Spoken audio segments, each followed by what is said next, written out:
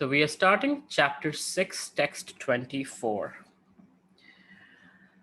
Would somebody like to read? Yes, Prabhuji. Sa nischayena yoktavyo yoga nirvana sestasa sankalpa prabhavan kamams tvektva sarvan asesataha manasaivendriya gramam viniyamya samantataha. One should engage oneself in the practice of yoga with undeviating determination and faith. One should abandon without exception all material desires born of false ego and thus control all the senses on all sides by the mind. Thank you, Mataji. Thank you, Prabhuji. So one should engage oneself in the practice of yoga with determination, faith, and not be deviated from that path. So determination and faith, very powerful tools. Prabhupada in the purport refers to another book called Nectar of Devotion, Bhakti Rasamrita Sindhu, where Rupa Goswami states about what are the key ingredients that one should have in terms of developing one's faith. And there, Rupa Goswami says, Utsaha nischaya dhairyat tat tat karma pravartanat sangatyagat sato vritte shadbhir bhaktir prasiddhati. One can execute the process of bhakti yoga successfully with full-hearted enthusiasm, perseverance, and determination by following the prescribed duties in the association of devotees and by engaging completely in activities of goodness. So Krishna is saying determination and faith. So let's talk about these two topics because it's really, really important in our lives. In whatever we do, we need to have determination and faith. So a lot of times, let's talk about where this is not present. So somebody, let's say, is not convinced about engineering, is going through engineering school. And they're like, I'm not so sure I'm supposed to do it, but Sharma ji ka beta does it, so I should also do it. And thus one is going through because everybody else is, and parents want you to do that, right? So the determination obviously isn't there because the faith isn't there. If there is no faith, how can determination come? So similarly, when you start a startup, you're like, well, I'm starting a startup. I have this great ambition, but I'm not from a business family. I have this problem and that problem and this and that and this and that. And again, in our minds, we like, I don't think it'll happen. And because there is no faith, there is no determination, one quits and one gets out as a failure. So this is always the case. And now let's talk about the positive aspect, where there is faith. So initially, if you look at the Krishna consciousness process, it starts with Shravanam. So you hear about something about God, something about bhakti. So Shravanam, and then comes Kirtanam, right? You share that with somebody, like, I heard this is kind of cool, or this is not so cool. I don't think I agree with it. Right? And Smaranam, and you think more about it. And in that process, what's happening is certain things stick with you, certain things don't stick with you, but there is some curiosity being satisfied. And for a person who is in the sattvic mode, rajasic sattvic mode, will be finding some anchor with which they can move forward and their faith kind of grows. It's kind of like a snowball effect, right? Little piece of seed or something might accumulate a snowball, snow as it's going down the mountain, and then that small snowball becomes a big snowball. And that's how our faith also grows, right? A little like, this is kind of interesting, kind of cool. Let me try it out. What do I got to lose? And slowly, as we go through, we're like, this works. Oh, this is very cool. And from faith, now that we are, as the faith deepens and there's deep-rooted faith, then what happens? The fruits come out, right? And that is determination. Let's do it.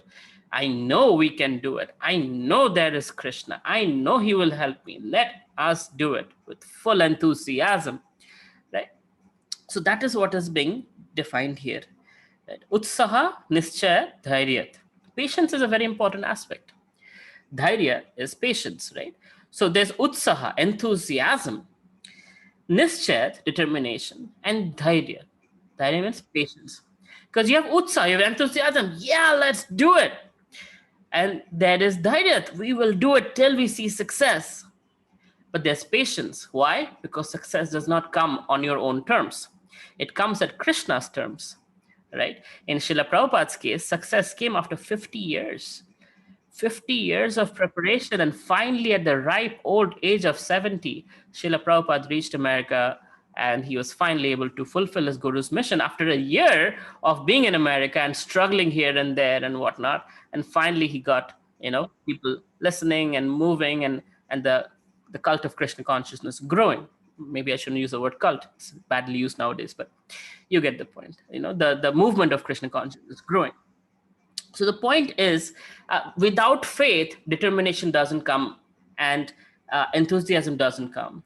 And without patience, you don't get to see the end of it, because enthusiasm and determination can go only so far, right? Till our willpower lasts. But willpower has a low battery life. We hear a motivational talk, we hear somebody doing very well, we read some nice profiles, and we're like, oh, this is great, I want to do it, I'm so pumped up. But after a few days, we're like, I'm not feeling it, it's not there within me, right?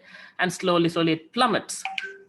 And that's where the word patience is so important. The quality of, brother, not the word. The quality of patience is so important, because in patience, one learns that it is not going to be at my time, but let me sustain the determination, even though I don't like it, even though I don't feel compelled by it, even though there is not much progress, even though there's so many things, 99% things are against me, 1% I have seen progress, and my faith is there that there is somebody helping me through this process, and I will keep going till I see success happen, right? So that patience is required to hit the finish line. There are many people who come up with enthusiasm. They're very passionate and enthusiastic. I get messages on Twitter, on Instagram every single day. Sir, I have this idea that can change the world. Sir, I have this $1 trillion idea that will revolutionize this blah, blah market, right? And I'm like, well, wonderful enthusiasm. Why don't you start building it? And we'll talk, right? And so as they build it, some people, of maybe 100 people, I say that, 1 or 2 will actually talk to me after 3-4 months. Sir, I've built the prototype. Can I talk to you now? And I'm like, wow, following up.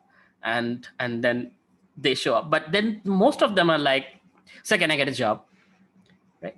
And I'm like, yeah, okay, good, right? Because somebody has found their way. It's not meant for everyone. It's a difficult path. So Krishna consciousness, just like entrepreneurship, is a difficult path. It's not meant for everyone, right? Very few people endeavor, even want to start, right? Many people start, fewer, and fewer than that actually go in the process, and fewer than that see the finish line. Finish line is going back to Krishna, or at least having a steady life of Krishna consciousness, right? Which is hard to call it a finish line because it's a continuum, but anyway, you get the point. But it takes patience, because here's what happens. I'm going to share something that I have seen in my life and many devotees' lives. Many of you, or most of you, are here on a Friday night spending time learning the Bhagavad Gita rather than watching Netflix, is because you have a seed of bhakti in your heart.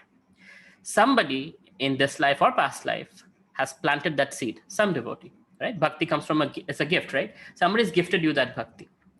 As a result of which, you're continuing from your past life where you left off.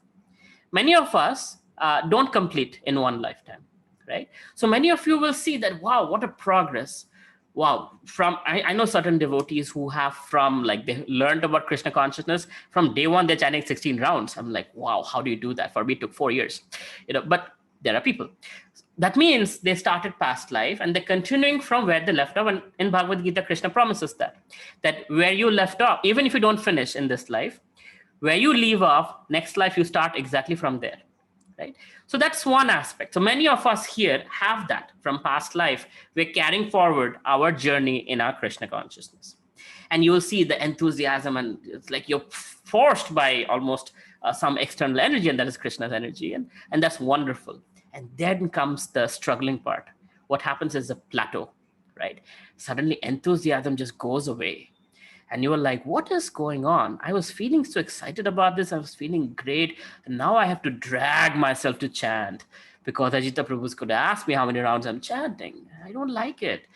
So that is where patience comes in, because what's happened is now you're up to date with where you left up in your past life and you're continuing. Now you need more, right, juice in your battery to continue forward. And that period takes patience. And that mercy comes when you're struggling, when you're trying hard. Like, I don't feel enthusiasm, but I'm still chanting Hare Krishna. I'm still making sure I'm eating the right stuff. I'm following the right principle. I'm respecting every person as a soul, rather than somebody for my own objectification and sense gratification, right? All of that I'm continuing through, even though I'm not feeling motivated. There is a time that you will face it. You're not feeling motivated in your Krishna consciousness, and seeing your determination, Krishna is like, okay, here is some mercy. He'll inspire you. He'll give you something, right? You'll hear some lecture, or you'll come across something, or you'll feel uplifted, and boom, you go again forward. Again, kind of comes down. Again, determination is there, enthusiasm is there, patience is there. Krishna's like, this guy is not going to give it up. Let me try to help him out. And that is the story that Srila Prabhupada shares in the purport. It's a beautiful story of this little bird. So there was a sparrow. Sparrows are tiny, fits in your palm, right? So this sparrow had these eggs, and the ocean somehow swept off the eggs into the ocean. And the sparrow was very angry. And sparrow's like, give me back my eggs, or else I will dry you up. And of course, everybody was laughing at the sparrow, like, haha, you'll dry up the ocean. Very, very cute. And the sparrow actually started, with its tiny beak, started taking water from the ocean and throwing it in the beach, taking water from the ocean and throwing it in the beach. And it kept on doing it. And everybody, all the birds were laughing, ocean personified was laughing. Everybody's like, what a fool. You think you can dry up the ocean. You're just a sparrow. Now, it went viral. Back in the days, we didn't have YouTube, but still things went viral, right? And it went all the way to the years of none other than, what's his name? Wow, how could I forget? Garuda, right? Lord Vishnu's Vahan, Garuda. So Garuda is a massive bird, right? Which flies at massive speed and interplanetary distances it can cover in no time. So that's Garuda. So Garuda heard about the sparrow. I was like, oh, there is a little sister of mine struggling, and let me go see what's going on. Everybody's talking about the sparrow. So Garuda comes and sees this determined sparrow with full enthusiasm, is picking up the water and trying to dry the ocean. Garuda says, I will help you. And the ocean got a little nervous. It's like, whoa, sparrow? Doesn't matter. Garuda, if he wants, he can dry me up. It's Lord Vishnu's Vahan, he can do anything. So ocean was scared. And Garuda is like, ocean, give back the eggs, or I'm going to dry you up for real. The ocean actually, immediately ocean personified appeared and said, here are the eggs. Please, my dear sparrow, go free. Now, the point here is, our determination might make us feel like, oh, what will I do being determined? I'm just a tiny me. I don't have network. I'm not coming from this background or that financial this and this, all the negative things. But when we are in this journey of Krishna consciousness, seeing our determination, our enthusiasm, and our patience, that I will not give up, Krishna's mercy is attracted. And thus, through the spiritual master, through his representatives, through mentors, through people who are feeding us Krishna consciousness, Krishna sends us certain mercy, certain words, certain inspiration. I'm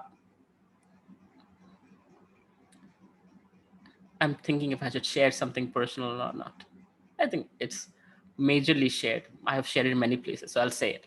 So there was a time of my life when my parents got separated, and I was absolutely left with no money and still had to pay for my college tuition studying in the US. And I was contemplating ending my life. And I was also planning it out, how I'm going to do that, Lake Michigan, blah, blah, blah. And my mentor called me. Somehow Krishna inspired him to call me. And He said, how are you doing? And I told him what's going on, financial problem. And I'm like, I'm not going back to India, middle of my education. This is my second year in college. I'm a teenager at that time. Same time, entrepreneurship also started. And I was like, I have this startup thing, I have all these vision, and then there is this, I cannot even pay my own tuition and I don't know what to do. And my mentor just said, Krishna's another name is Madhava. And do you know what that means? I said, no. He said, that means he's the husband of Madhavi. Do you know who Madhavi is? I said, no. He said, goddess of fortune. Lakshmi Devi's name is Madhavi. I'm like, oh, okay. Said, so Madhava is the husband of the goddess of fortune. So he has all the money in the world, the universe and creation, and he's your father. So he, like that, can take care of all your financial issues. Don't worry. I felt uplifted, enthusiastic. I dropped that phone. I got up and I walked to the provost's office at my university. Turns out it was somebody who I had helped raise money for the university, and he knew me very well. It's like, Avelo, you've done so much for the university. What can I do for you? I was not expecting that. And I told him my situation. My grades were pretty bad, so I couldn't qualify for all the scholarships that he had access to as a provost. So he said, well, you've done great things for the university. You're building your startup. You make us proud. Let me see what I can do. And a week he came back and he told me he created this scholarship out of the blue. It called it the University Presidential Scholarship.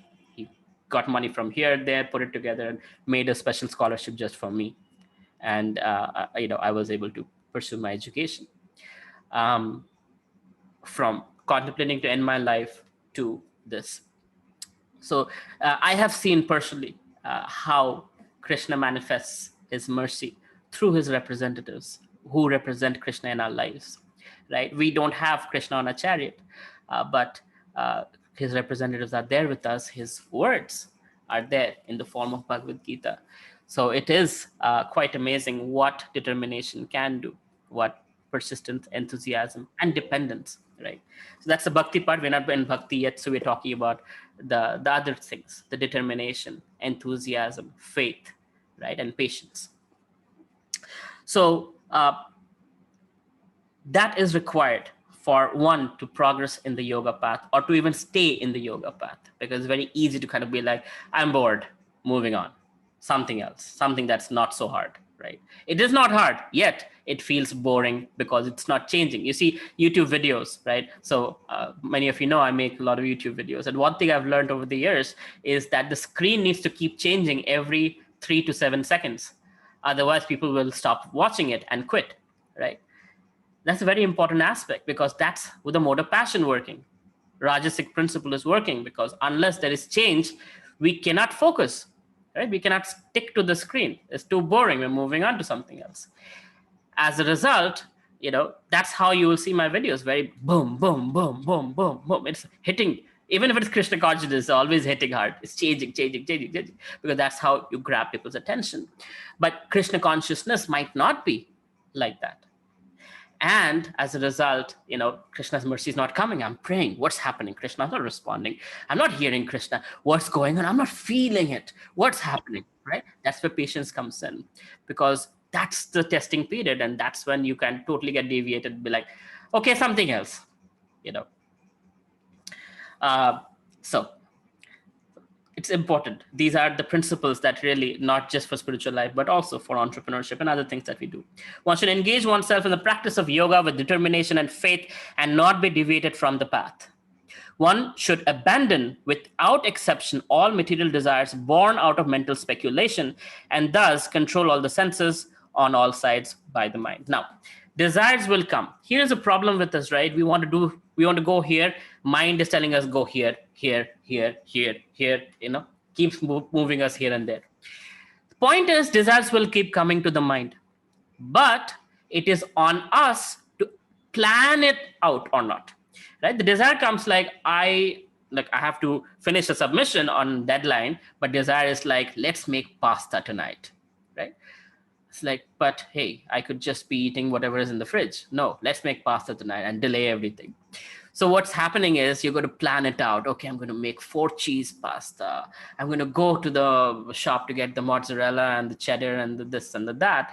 And I'm going to do this and I'm going to, so the planning is up to us. We can choose not to plan and focus on what is important. The mind will tell you, okay, so there is two ways of getting distracted. One is the senses tell the mind. The other one is the mind telling the senses. Senses telling the mind is something around us stimulates us to be distracted, right? Some movie, some song, some TV, some news article, something, something, something. The other part is where the mind comes up with some desire, like, wouldn't it be nice to do something, blah, blah, blah, right? Now, the point is, do we want to do it? That's the intelligence. Is it going to fulfill my long-term, mid-term, short-term goal? Even if it is entertainment, right? Do I need this entertainment to be more productive? Yes, okay, let's do the entertainment. If not, let's move ahead with what I need to do, right? But that decision making gets warped because the mind is now like, let's plan this right. Let's just one time. No, let's just do it. Come on, who's watching, right? It's just me and you, mind and the soul.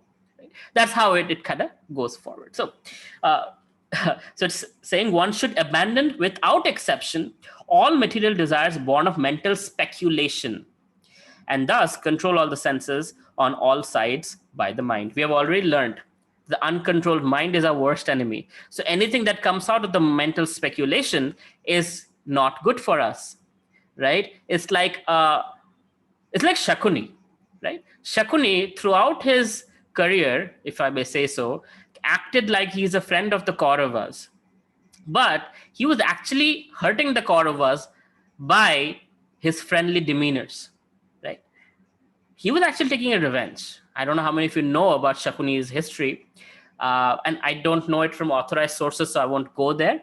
But from unauthorized sources, what I've heard was Shakuni's father, I think, was killed by the Kauravas, and then he and his brothers were imprisoned, and then his brothers chose to eat less and feed Shakuni, and Shakuni survived. And then throughout this, as an advisor to the Kauravas, he was actually hurting them for the long term.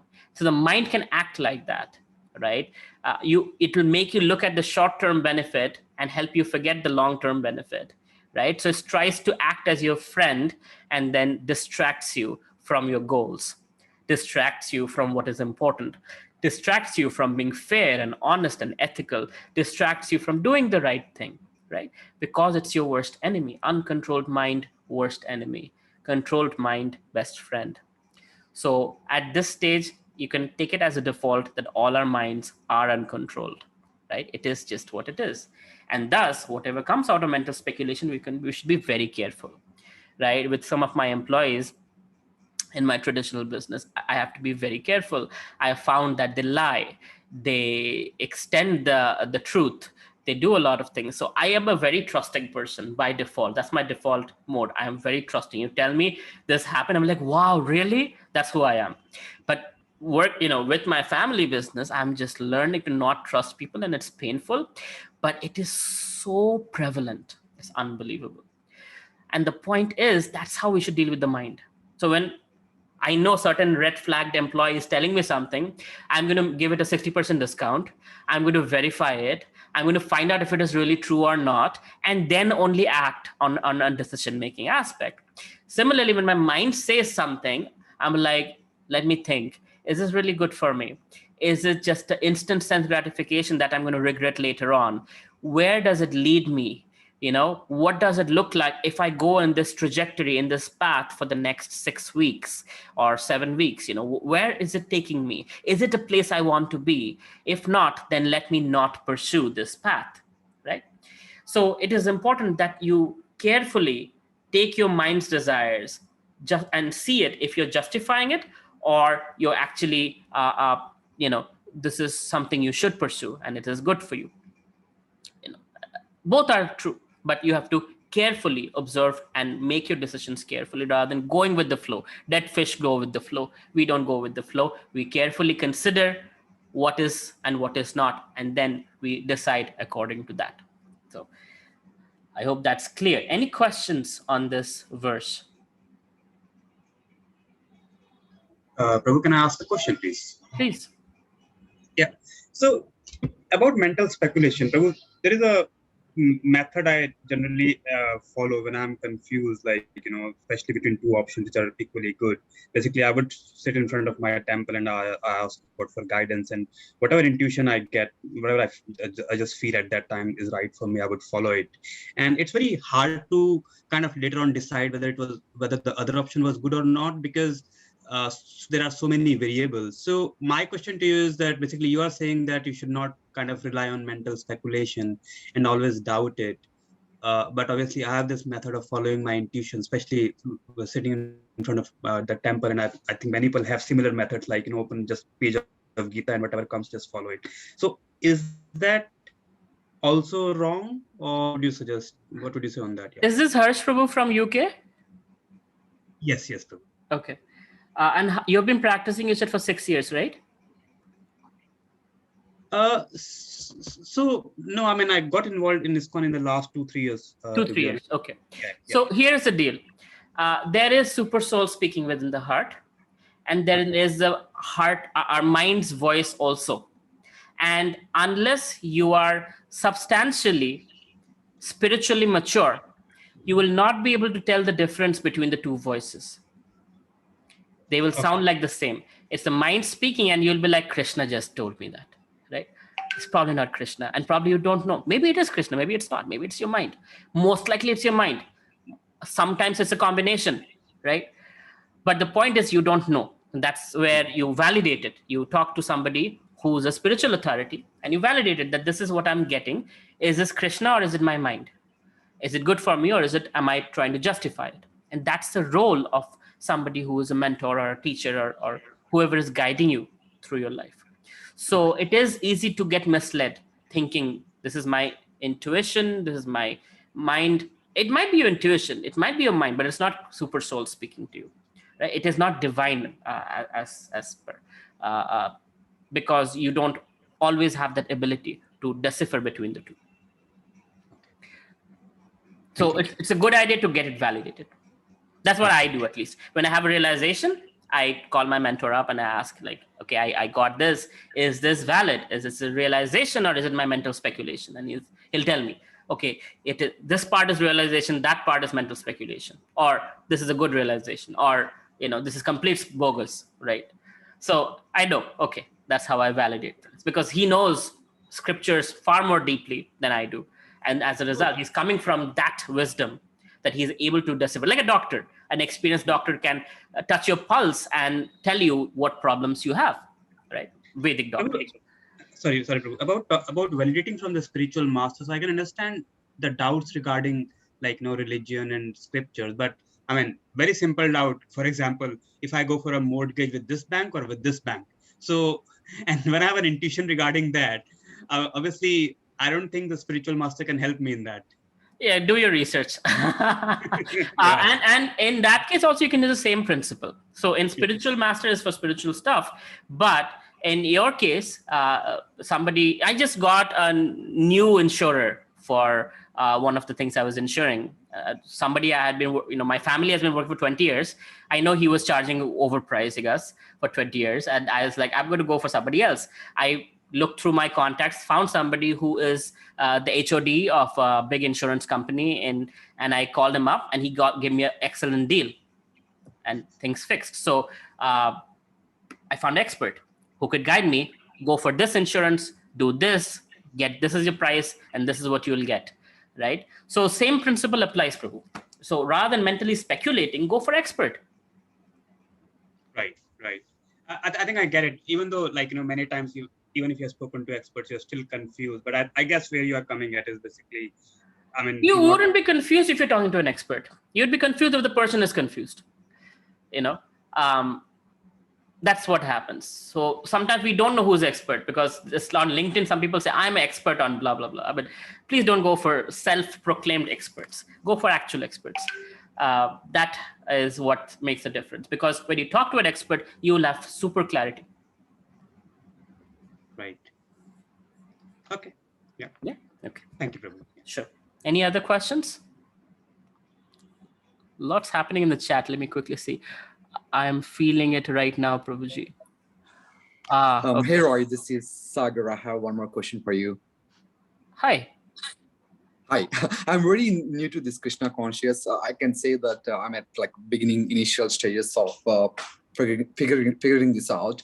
So my question was like, why do we need to fear God? Is the fear is the only option stopping you to do good or bad? Who told you to fear God?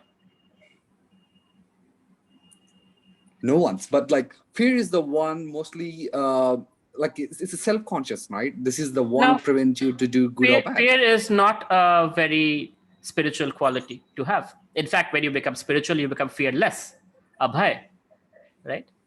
So fear is not something that is part of our curriculum in the spiritual world. Spirituality is driven by love. Our goal is to develop love for God, not fear for God. Fear for God is a very Western concept for the Abrahamic religions. You do this or you go to hell for eternity, right? You do that or you will never, whatever, judgment day and this and that. That is not how Vedic system is. It is not driven by fear. Our goal is to develop, cultivate love for God.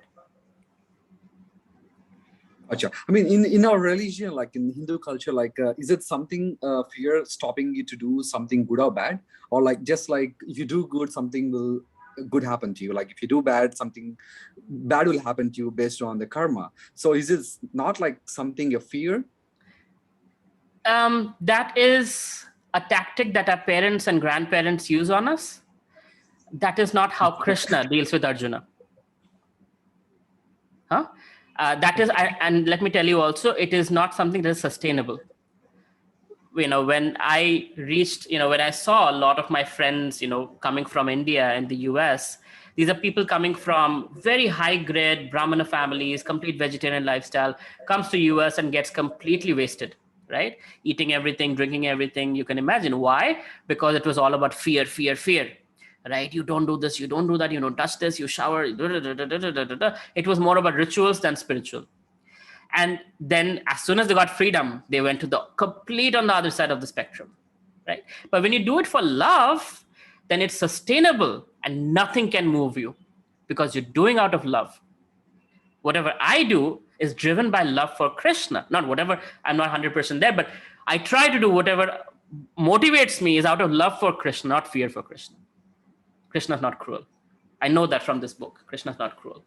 So that's not a spiritual quality and doesn't sustain us. Now, as far as your statement about do right and good things happen, do bad things happen, it is not a fear system. It's not a fear mongering system. It's a rewarding system of karma. You like to sleep 15 hours a day. The human body is not meant for it. Okay, you're rewarded with a bare body. So you can sleep, hibernate for 6 months and stay awake for 6 months, right? You like to, whatever, eat a lot of meat. Okay, we don't have the canines that a tiger has. We don't have the acidic system that a tiger has. Ours is a basic system. So, okay, get the body of a tiger or a hyena or a lion or whatever it is and enjoy meat. So it's a rewarding system. It's not a punishing system, right? So that's it. Unfortunately, it is shown as a punishing system, and that's how we have degraded our religion. But that's not how the scriptures are written. Gotcha. Thanks. Well said. Okay. All right. Brother Avelo, Yes, Shamadip. I recently saw this movie, Oh My God, OMG, of Akshay Kumar and Paresh Rawal. And the protagonist, Mr. Paresh Rawal, he played the ultimate character of a Gujarati businessman who did not have any faith. And so this movie is based about how Bhagavad Gita changes lives. So I don't know if you have seen the movie or not, or you can validate it or not, but it really um, connected well with my family. Yesterday we saw that movie Good, together but as I a would family. recommend learning the Bhagavad Gita from the Bhagavad Gita rather than from a movie, because That movies is why I'm with you. they have their commercial interests and they will make things masaledar just to sell more more views. That's why I'm here, na. But yeah, of course, anything you can get inspiration from anywhere. But we have to be careful that unless we get it from a bona fide source, it's going to be watered down, and we will not get exactly that is sustainable, right? Absolutely, absolutely. That is the reason I discussed that thing with you. Just it inspired me to come back to the class Good. for that matter. Krishna So came to you through Paresh Rawal. yeah. Rather Akshay Kumar. All right. Anyway, all just fun. Okay. Anything else? Any other doubts or questions? Anything? Okay. Moving on to text 25. Somebody wants to read? Yes, sir. Yes, yeah. Please carry on, Mataji. Thank you. So, By the way, Navneeta and Ragni Mataji, you two should connect. You both in Hyderabad, and you both have very similar interests. So it's just a suggestion. You both have your WhatsApp numbers in the WhatsApp group. So maybe you Sure. can. Sure, Prabhuji. We'll get in touch for sure. Thank you. All right. Yes, Navneeta Mataji, please read. Sanai Sanai Aparamit Buddhya Ditti Vityaya Atma Samstam Manaha Kratva Na Kinsit Api Sinyate. Chintayat. So the P is in here in these diacritics and all. C is cha. So the translation. Gradually, step by step, one should become situated in trance by means of intelligence, sustained by full conviction, and thus the mind should be fixed on the self alone and should think of nothing else. Thank you so much, Manoj. So, shane, right? Gradually, step by step. So a lot of times what we do is we take very drastic steps. I want to be a monk. I want to leave everything, my wife, my children and everything. I'm going to go and become a monk. Very scary situation. I knew somebody who used to run away from ISKCON. Just seeing devotees is like, oh my God, these guys, because she had a neighbor who left his wife and children and apparently became a monk. But as far as I know, you cannot sustain as a monk if you're that rash and whimsical. Soon from a monk you'll find something else to do. It's monkey business rather than monk business. But yeah, that is dangerous. So shana, gradually, right? Step by step, Krishna is saying one should become situated in trance. So samadhi, trance, is something that is the ultimate stage of Ashtanga Yoga. So step by step, one moves by means of intelligence, sustained by full conviction, right? So the faith translates to full conviction. So initially there is faith. Yes, there is God. I believe there is God. I've had enough experiences to know there is God. But then conviction is, I know for a fact there is God. You can cut me into pieces and I wouldn't care. I know for a fact there is God. Because, you might not be real, but God is real, right? That level of faith, right? And that comes after a lot of reciprocation with Krishna or whatever faith, wherever we have, with its science. I know for a fact that this works. When you mix this chemical with that chemical, this will happen, right?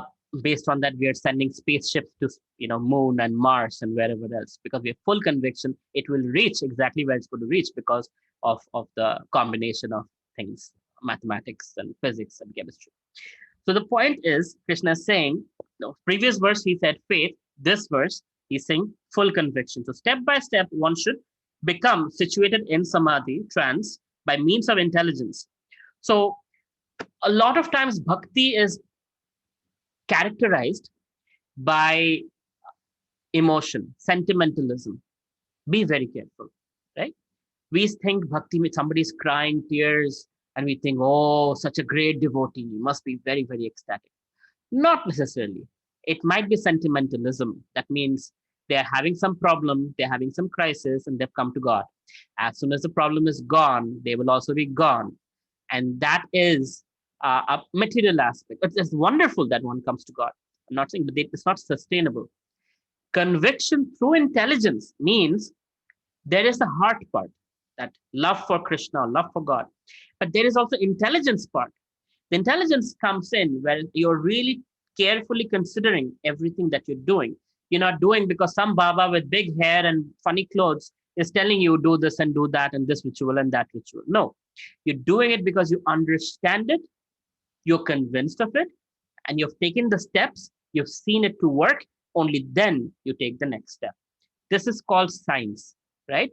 There is a hypothesis, there is experiment, and after you do the experiment under certain variable, certain controlled environment, there is an observation, and thus there is a conclusion that the hypothesis is right or the hypothesis is wrong. Now, in spiritual case, what happens is the hypothesis is validated internally, and there's no way for you to prove to another person that it is validated. In a lab, you can show somebody else, look, I turned gold into, I don't know, copper, let's say, right? You can show it. But when people say, show me God, you cannot just say, hey, here is God. You can, but people won't see God still. You can just show the deities of the Lord and say, this, here is God. And they'll be like, oh, that stone. Like, okay, that's what you see. But the point is, internally, you will get the validation and you will have the conviction and you will get clarity that God absolutely exists. And not only exists, he's reciprocating with me. He is in my life and he is part of my daily life. He's my best friend. He's always there. He's within my heart, right? I can feel his presence. But if I cannot show you God, that's not possible. That's the difference between material science and spiritual science. Because soul, our conscious being, who we are. I have never seen Yogesh. I have never seen Vibhuti Mataji. I've seen your bodies in your, camera, certain pixels, but I will never see you, right? And when this body is no more, you'll move on to some other place. And when you take another birth, I won't recognize you. Neither will you recognize me. Why? Because we are not this body, we are spirit soul, and the spirit soul is not visible through these eyes. That's when 11th chapter, you will see Krishna gives divine eyes to Arjun. Through that, he is able to see the universal form, Vishwarup Darshan, right? Through divine eyes. Normally, it's like we are just 3D. We can only see 3D. How can we say the entire dimension that the Vishwarup form showcases? Not possible. So similarly, in our case, we cannot see the soul. We cannot see, so-called, see God, but we can be fully convinced of it internally through our internal validation, through the faith building process, through Krishna's reciprocation. And that is only for us. It's an individual, customized experience, right? That Krishna has with each and every soul, every living entity in this entire creation. Right? It is said Krishna has unlimited qualities, right? And each one of us have a unique quality with which we have a unique relationship with Krishna. Each one of us. From that spider on the wall to that lizard to that cockroach to that tree to that grass, to us, everyone, each soul has a unique relationship with Krishna.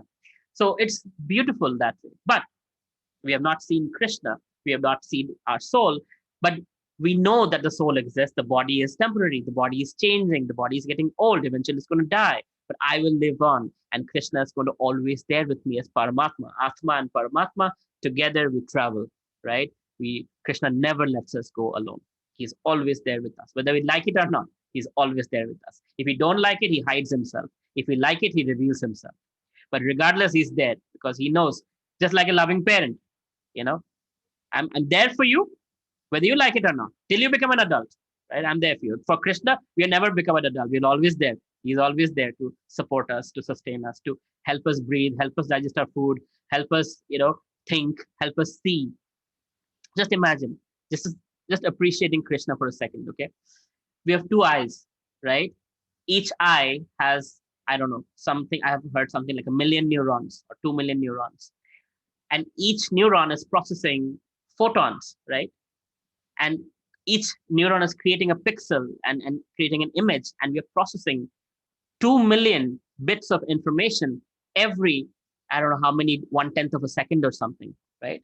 There is no lag when we move our head. There is no lag. We move a camera, you see it gets hazy because not able to process the moving. We're able to process it. There's a supercomputer within that's processing 2 million bits of information every 1/10 of a second. If I ask you to do a math, 2 million multiplied by 2 million, that'll take you more than 1/10 of a second, right? But if you're processing so much information throughout the awake hours of the day, who's doing it? Super soul, supercomputer within.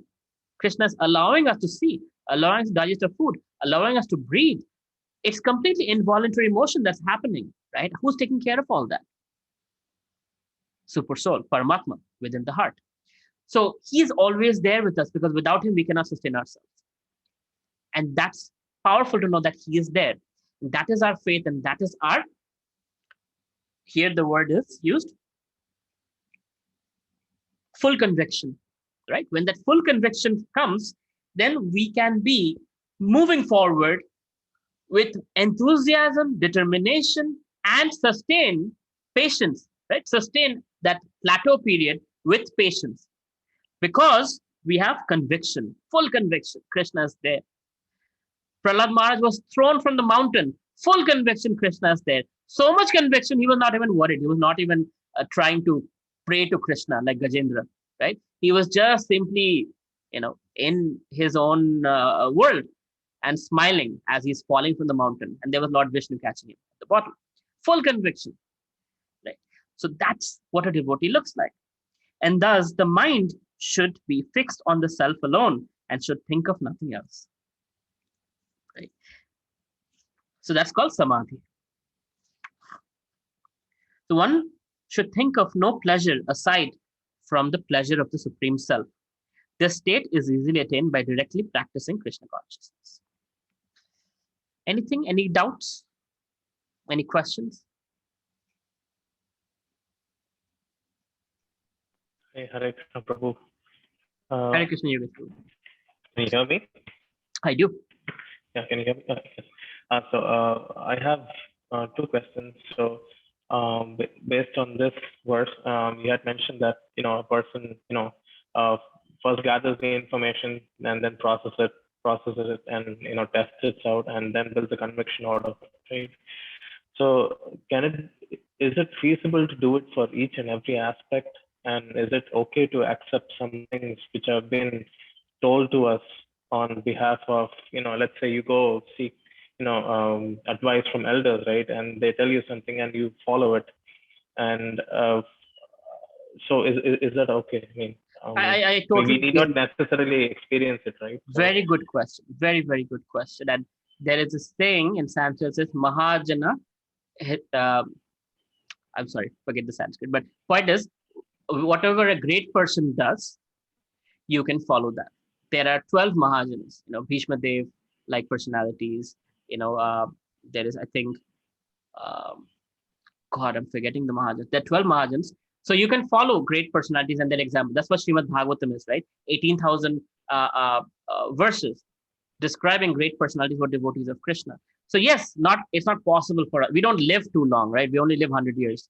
Hardly anybody reaches 100, but we live a short life. So there are rules of thumb. But again, it's not enough to say elders are doing it, so I'll do it. Because there are many elders who are not exemplary persons. There are many elders who are stuck at a 5-year-old level. There are many elders who are not necessarily ethical. So it's not enough. The age is not the function. The function is spiritual maturity, right? So when a great person, a spiritually advanced person says something, we accept. Like Srila Prabhupada, when he says something, sometimes we might not understand it, but we accept it, knowing that eventually I'll understand it. Because he is saying it, it cannot be untrue, because he doesn't deviate from the Vedas, right? So whatever he's saying might not be fathomable to me. I might not comprehend right now, but it must be truth. And we take that as a word of truth, and we move on, and eventually gets revealed to us. So for me, reading the purports were very boring initially in Bhagavad Gita. Like, why can't I just read the translation and move on? But as I read the basic books of bhakti, Upadeshamrita, Bhakti Rasamrita Sindhu, Ishopanishad, etc., then I realized Brahma Samhita. Then I realized every purport is actually scriptures. Srila Prabhupada is actually just repeating the scriptures, and he's bringing in various perspectives, and just for every verse, he's just putting those perspectives. Not a single line is his own. It's not his opinion. It's not anybody's opinion. It's God's opinion coming from various scriptures. So when I understand that, I have more faith in Srila Prabhupada. So Prabhupada says this or that, I'll believe it, right? Because he doesn't deviate from the scriptures. So that is our value system of measuring truth. Rather than elder, we should see spiritually mature Right. or not, regardless of the age. Somebody can Right. be very spiritually mature at a 5-year-old, right? Like Prahlad Maharaj, and somebody can be 70-year-olds and still not be spiritually mature. Yeah, got it. That makes absolute sense. Thank you, bro. There's another. I'll just give you a word of caution. Yes. Again, don't take my words for granted. I'm not that person. Srila Prabhupada is, right? So if I say something, you should question me. Prabhu, where do you get this from? Which scripture? Which verse? Where does Krishna say this? So you can always question people like myself, because I'm a faulty person. I might be speculating. So be careful that who you trust and who you should have a healthy amount of doubt. We're not dogmatic. Okay.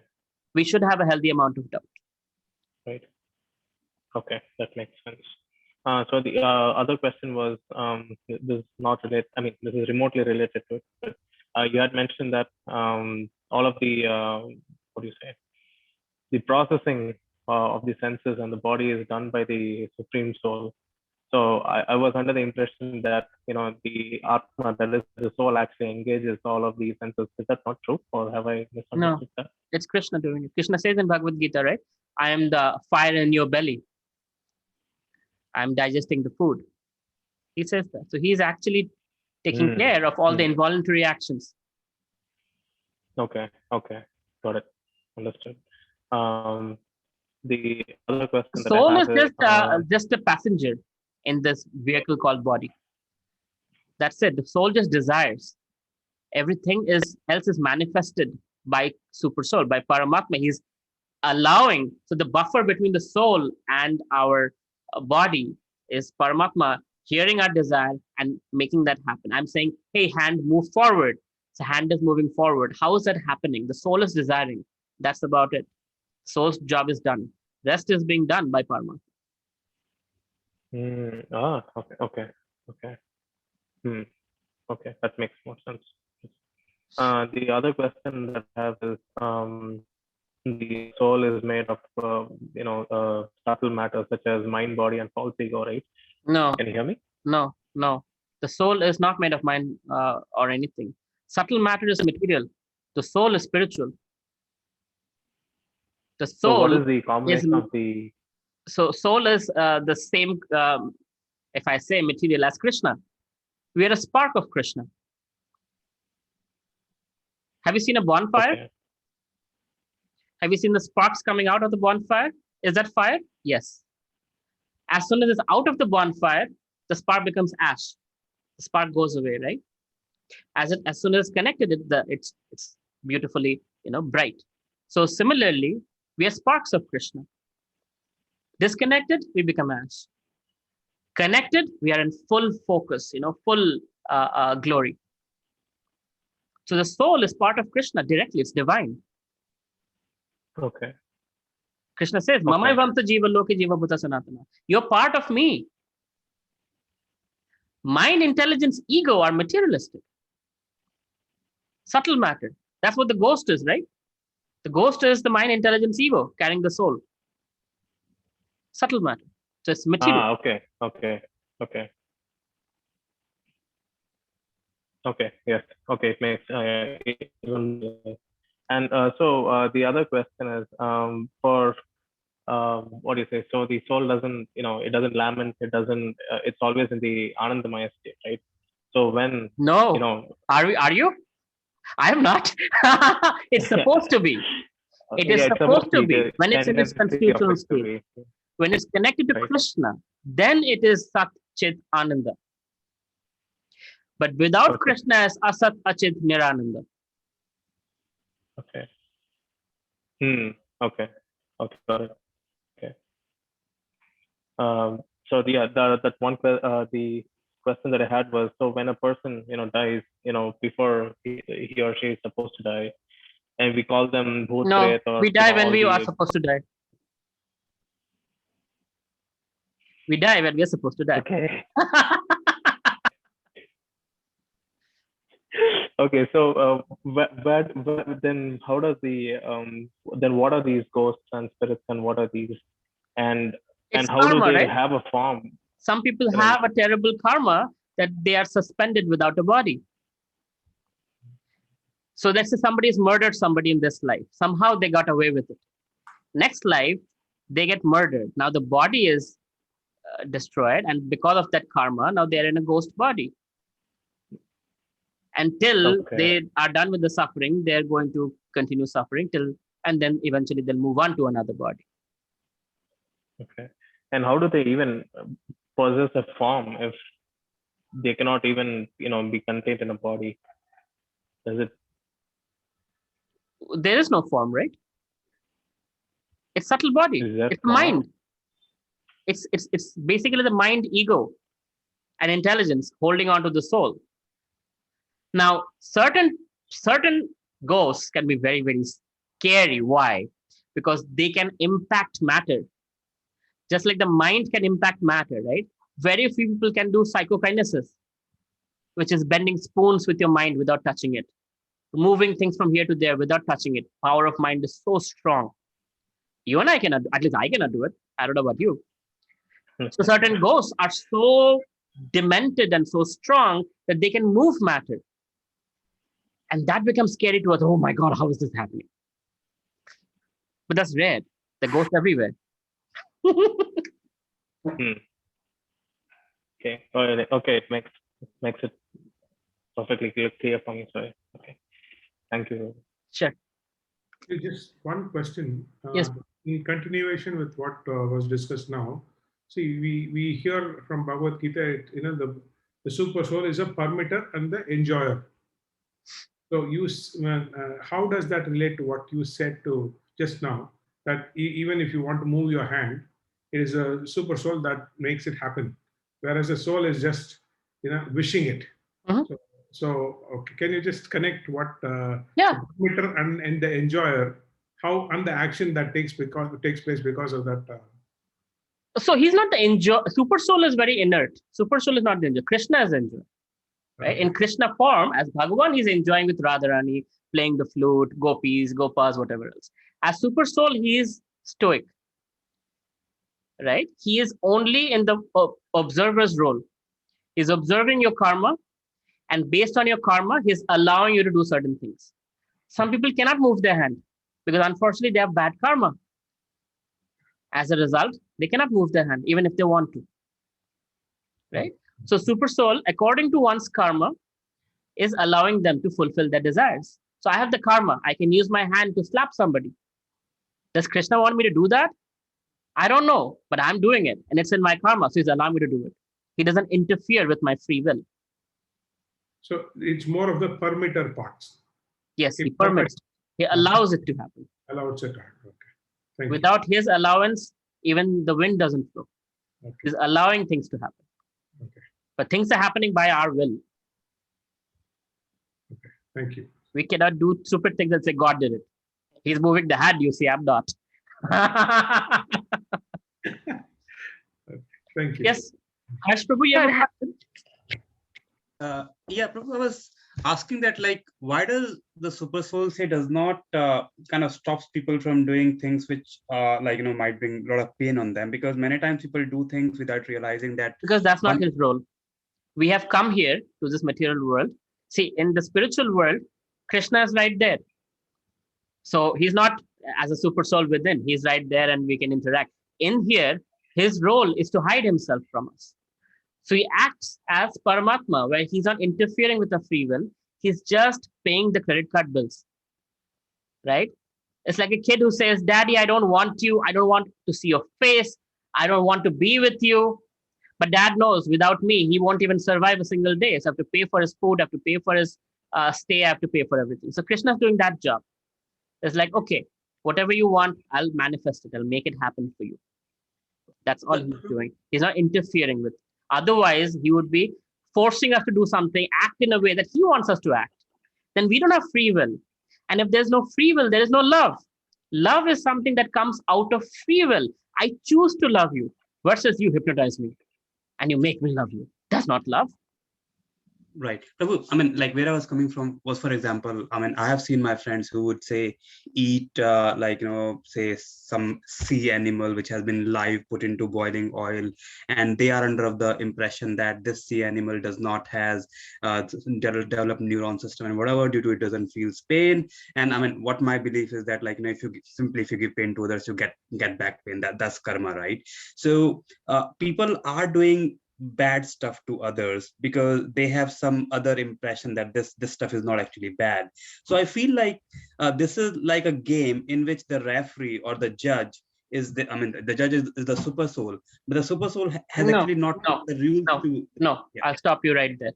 As much as you want to portray God as a sadistic person, he's not. That is not who God is. We have the choice to do what we want. That is what this material world is designed for. We chose to be here. We choose to do whatever we want.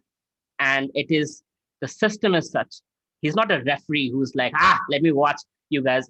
That's sadistic. I mean, I don't know how you can think of God like that. That's not the God I know. His role is, I love you. And I've given you scriptures. The knowledge is there. I've given you personalities, the examples there. I've given you everything. You choose to not read it, it's up to you. Just like India, the constitution is here. The laws are given. If you don't know the laws, you don't pay your taxes, guess what? After a few years, the government is going to freeze your bank account. It's going to happen. It's our duty to know the laws. So the fact that you're saying your friend is eating whatever nonsense that person is eating, fine. Do they not know that live frying a living entity is painful? Of course they know. Who are you kidding? A child knows. Look at so many videos out there on YouTube. How a baby is crying because, even a dog knows. There's a video I saw where the person is fishing and the dog put the fish back in the water because it knows it's suffering. So don't tell me your friend doesn't know, so innocent, he has no idea. No, people know, and knowingly they're doing it. And what you do unto others, you receive the same thing. Again, it's not a punishment. It's just how it is. You do this and you get that. So next life, that person will be in that same situation and be fried alive. That's how karma goes up. Yeah, Prabhu, I didn't first intend to portray God in a sadistic way, but I mean, just to kind of give the example in context. So for this was for, I think, scorpions, and my friend said, you know what, he had read that scorpions just have 500 nerves while humans have millions of nerves, so they actually don't feel pain, and that's what science says. People will rationalize in millions of ways, that. So what? Right. So what? Right? They are intelligent people. We push them a little hard, they'll know. Right? When it's their child, they'll know. Yeah. Even a scratch on their child, they'll be like, oh my God, why your child is a baby? Doesn't have feelings, right? It's as good as an animal. No, my child. Right? When we are children of God, then we see every living entity as child of God. And we respect them, we honor them, we don't hurt them. Yeah. So people are aware, it's just they choose to be. You cannot wake up a person who pretends to sleep. You can wake up a sleeping person. You cannot wake up a person who pretends to sleep. So when people choose to be, ignorant in spite of intelligence, you cannot wake them up. All you can do is be a good friend, be a good example. That's the only thing that will inspire them to change. Brother, I have something to ask. Okay. That is, my background being from a Christian family. We don't have any restrictions on food as soever from my family traditions.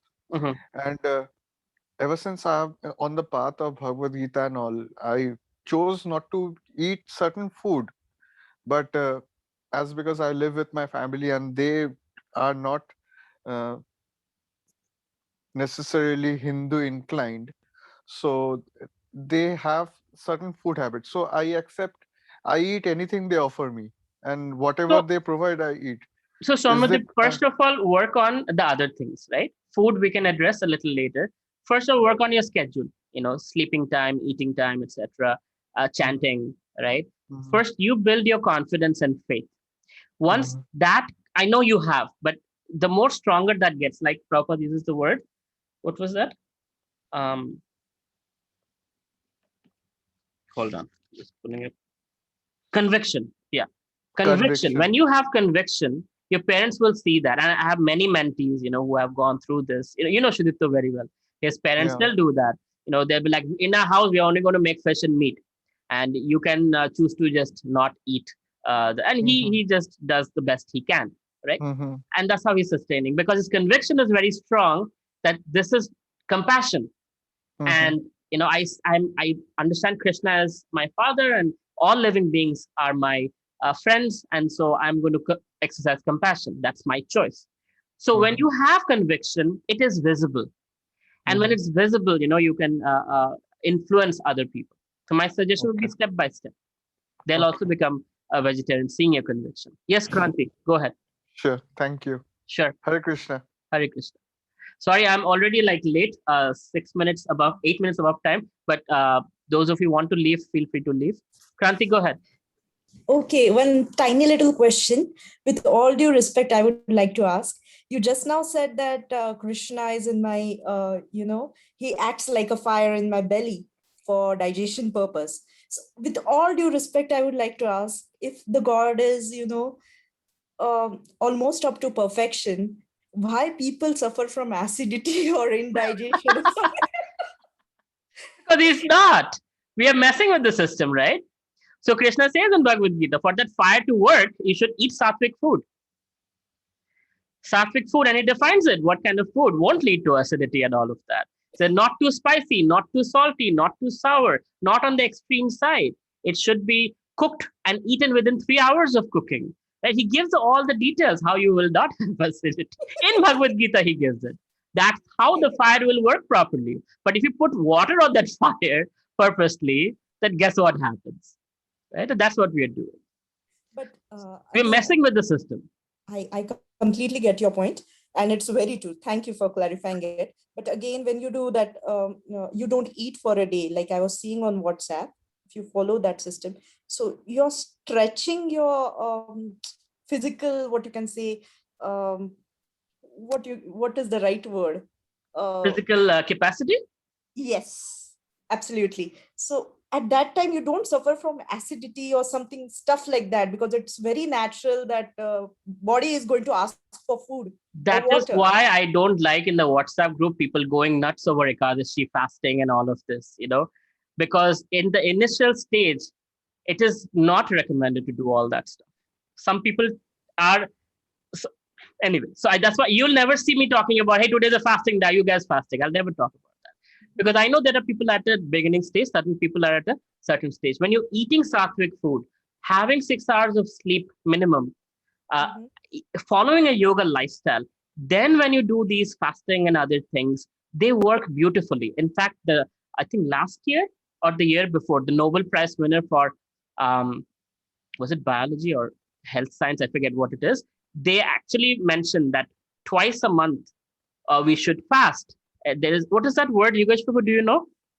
Something logic, epiphology or something. Autophagy, right? Autophagy. Thank you very much, Prayesh. Autophagy. Now that a Western person has stamped it, everybody's like autophagy, autophagy. Oh, this is very good. Twice a month we should fast from food and water, everything else, right? And Ekadashi has always been that, right? It's the 11th phase of the moon. We fast. We're supposed to fast. So, actually, it's very scientific and it helps us. But at the initial stage, when one is not self-controlled, one might react adversely to fasting. So it is recommended that slowly first control your, like I told Somadip, what time you eat, your schedule, your lifestyle, your amount of sleep you get. Somadip, I know you don't sleep for 3 days in a row, right? So definitely not a yoga lifestyle. So first work on those things, then the food habits, and then the fasting and all would work beautifully to enhance your lifespan and make you more healthy. Does it make sense, Kranti? Yes, completely. But Avelo, You don't suffer from acidity and all these things when you fast for entire day? No, Because no, not at all. body demands Just give me it. one Body second. demands water. My mother just arrived. Just give me one.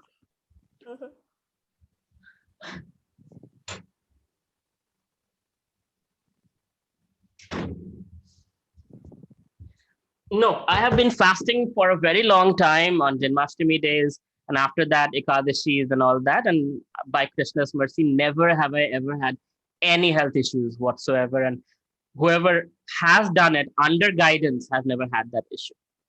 But having said that, go step by step. Please don't jump into it. Like Krishna says, Shana Shana, Shana Shana is the process, step by step, gradually.